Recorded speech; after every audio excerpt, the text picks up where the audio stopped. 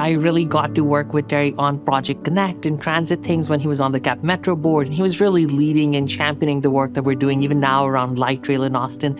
I would argue he's one of the first people in the city among few leaders in the community who really talked about affordability by design. That creativity and something that in the housing field we now talk about all the time, he's somebody who really led on that work over 2 decades ago.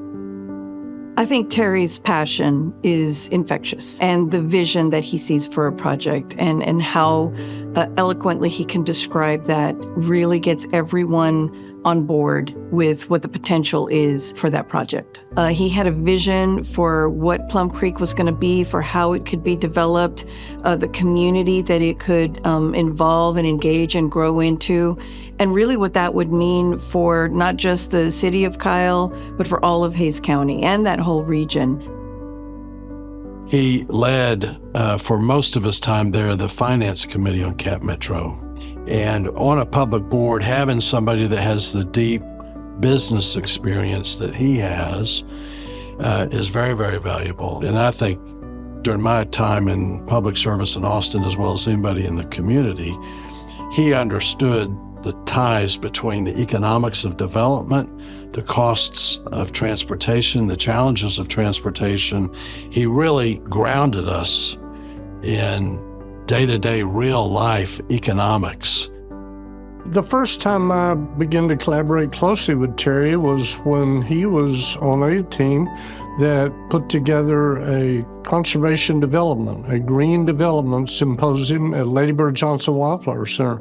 And we brought together people from a lot of different disciplines to think about how do we put greener projects on the ground. And Terry, regardless of one's perspective, Terry wanted to know what everyone thought and then figure out how can we all achieve this together. Well, Terry is a very, very knowledgeable guy. And I would say that although we were co-chairs of the Housing and Community Development Local Product Council, I learned a whole lot more from him than he learned from me. He provided a lot of value to those people who are on that product council. And I can tell you that I was always quite impressed by what he knew and how well he could articulate it. One of the things I admire most about Terry, and it doesn't have anything to do with the vision, but he would talk to me about the sort of work he did to be a better partner with his business partner and the sort of work he did to be a better spouse and parent. That's not something he bragged about, but learning his commitment to those things I thought was really exceptional. Terry's like a ball of energy. He comes in with ideas and he's trying to sort of move the world.